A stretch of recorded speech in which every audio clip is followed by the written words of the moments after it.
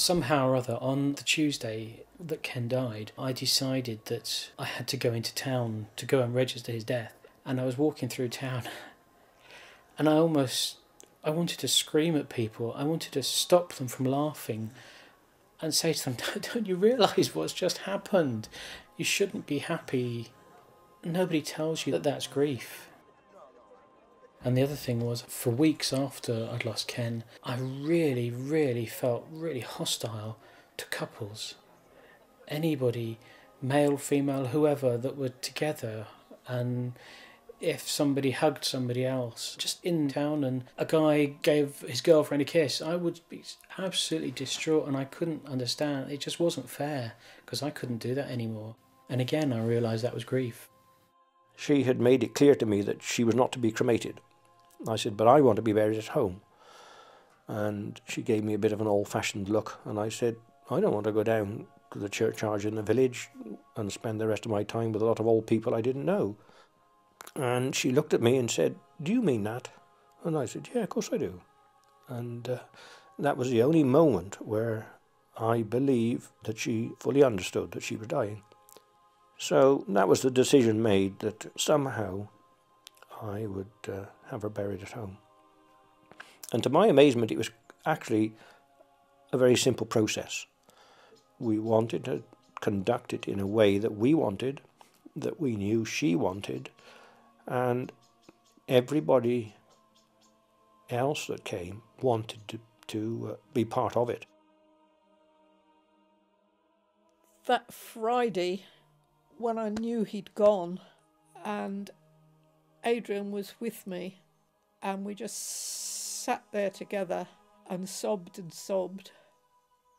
And then my lovely Marie Curie nurse arrived, and then Audrey district nurse arrived, and together they washed him and laid him out, and they melted away at that point and left us alone with Graham. And then Dr. Seftel arrived and confirmed the death. We rang the undertakers earlier to say, we will need you today, but please will you wait till 5 o'clock tonight to give other members of the family time to come and see Graham. And between us, we spent the afternoon sitting with him, talking, and we opened a bottle of wine and sat there trying to recover ourselves. And that was when the doorbell rang, and our vicar Kay was on the doorstep and arranged to come the next day to talk us through the funeral arrangements. I could never imagine planning a funeral service for my father, but I think after he died, together as a family, for us to be thinking about and planning the service is actually an incredibly positive and useful thing. It fills your time and it makes you think about what you want to say and do. Thinking with Kay, who's the amazing vicar, about how we want to organise the service. And she encouraged my brother and myself, if we wanted to speak, which is a difficult thing to do, to speak at your own father's funeral. But somehow, although I knew it'd be really difficult, because I'd spent time in the preceding months talking to him so much about different things and looking after him, helping to look after him, there were all sorts of things which I knew I wanted to say, and I knew absolutely that this time I'd spent with him would give me the strength to say that at the service. I knew it would be really difficult to do on the day, but I had absolutely no uncertainty that I wouldn't manage it, because he gave me the strength to do that. One of the things that I found all the way through this experience, and still, is talking to people, talking about some of the things that we learned, some of the lessons we learned, the emotion, the stress and the heartache that it all caused us. And still that process goes on.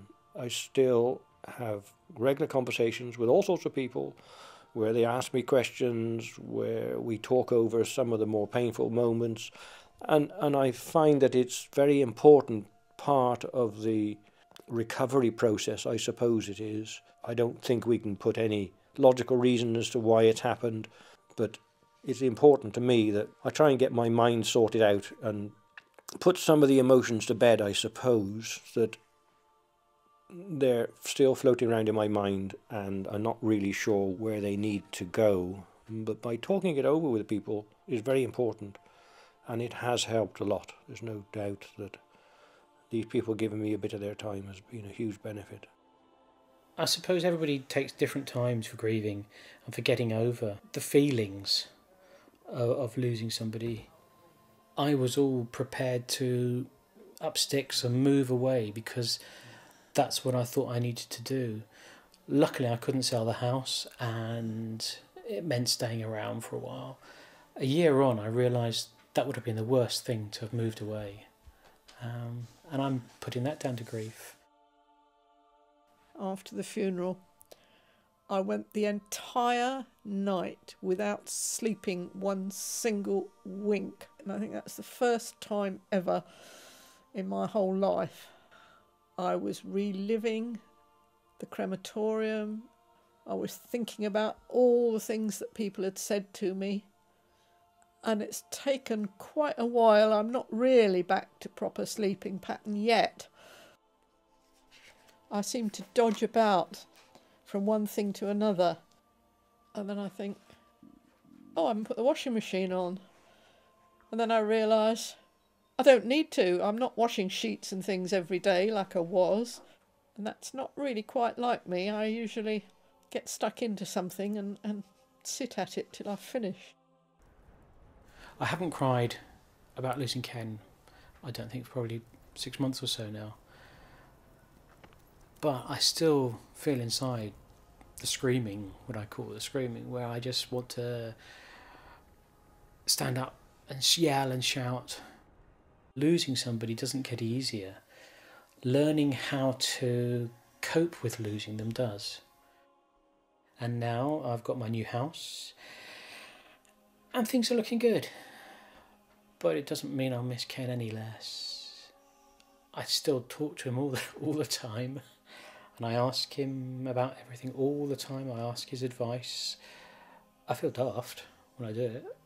But I can't just lose part of my life like that. There is a freedom, in a way, now, to be able to go out when I feel like it. But it's a lonely kind of freedom. I find myself wanting to tell Graham something, and yet I come home and he's not here, so I can't tell him. And that's a funny feeling. I think one of the things is you feel guilty occasionally because you suddenly realise you haven't thought about them for a day or for an hour. I think that's what it was in the beginning. Every hour I would be thinking of Ken when I first lost him, and then you think, oh, I didn't think about Ken. And then you feel guilty because you hadn't thought about how upset you were. And then you suddenly realise that for a couple of days, actually, you might not have thought specifically about how bad you feel and about how terrible it was to lose Ken. I think you're always thinking of your partner, your husband, your wife. I mean, whatever I've got in the house, there's always stuff, and I'll think, oh, as I look around the room, there's Ken's picture of the two of us when we were out walking. So you think of them like that, but I think you think less of how terrible it was and how sad you are, and you start thinking more of, oh yeah, I remember the time we did this, and oh yeah, I remember when we went there, and that was good, and I really enjoyed that, and we had such a good time. And I think you start thinking more positive thoughts and less negative thoughts. So I'll think of things like the time when we took the dogs for a walk and Ken at 75 slid down a slope and ended up covered in mud. It makes me smile, and that's how you end up getting through things. Well, we were discussing yesterday, what did we want to do with my ashes? I mean, I want to be cremated. And I said, one thing I do not want is what the lady whose husband was a lazy so-and-so, and so she said, I want his ashes made into an egg timer because the beggar didn't work when he was alive, so I make darn sure he works when he's dead. You can no longer touch him or feel him or see him. He lives on in your memory and in all the things that you shared together.